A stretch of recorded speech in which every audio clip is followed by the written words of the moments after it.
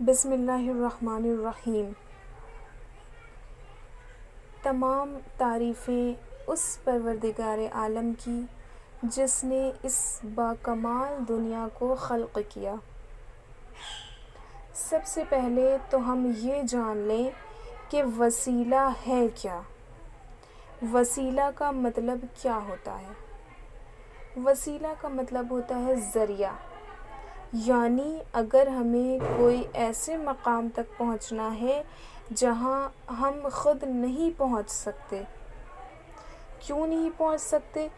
کیونکہ ہم اس مقام تک پہنچنے کے قاصر نہیں ہیں، تو ہمیں کسی نہ کسی کو اس مقام تک پہنچنے کا وسیلہ بنانا ہوگا۔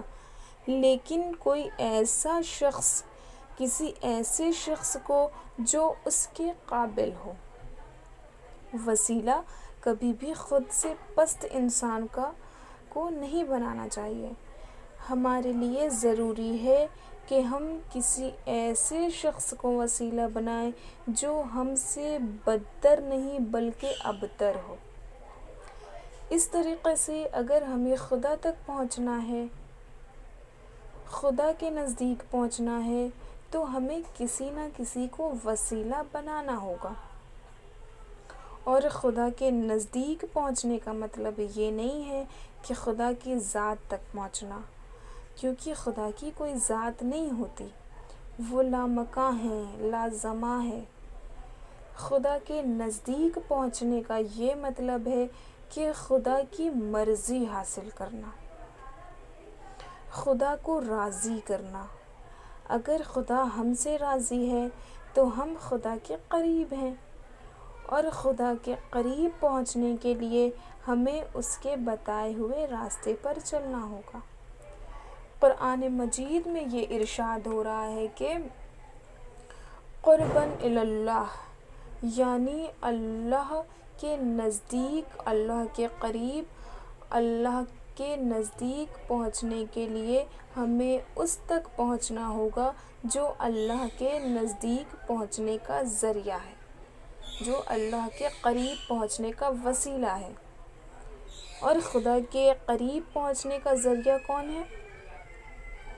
خداوند عالم قرآن مجید میں ارشاد فرما رہا ہے قُلْ لَا أَسْأَلُكُمْ عَلَيْهِ أَجْرًا إِلَّا الْمَوَدَّةَ فِي الْقُرْبَى۔ ارشاد ہو رہا ہے کہ اے رسول، تم اپنی امت سے کہہ دو کہ میں تم سے کوئی اجر نہیں چاہتا ہوں تبلیغ رسالت کا، مگر یہ کہ تم میرے اہل بیت سے محبت کرو۔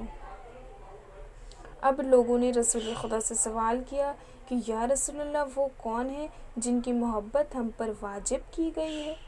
تو ارشاد ہوا کہ وہ علی، فاطمہ، حسن اور حسین ہیں۔ اللہم صلی علی محمد وعلی محمد۔ خداوند عالم نے اہل بیت کی محبت ہم پر واجب قرار دی ہے۔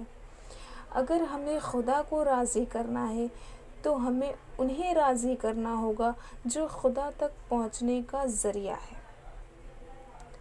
اگر ہمیں خدا تک پہنچنا ہے، ہمیں خدا کے قریب پہنچنا ہے، خدا سے قرب حاصل کرنا ہے، خدا تک پہنچنا ہے، اس کے قریب پہنچنا ہے، تو ہمیں اس تک پہنچنا ہوگا جو خدا تک پہنچنے کا وسیلہ ہے۔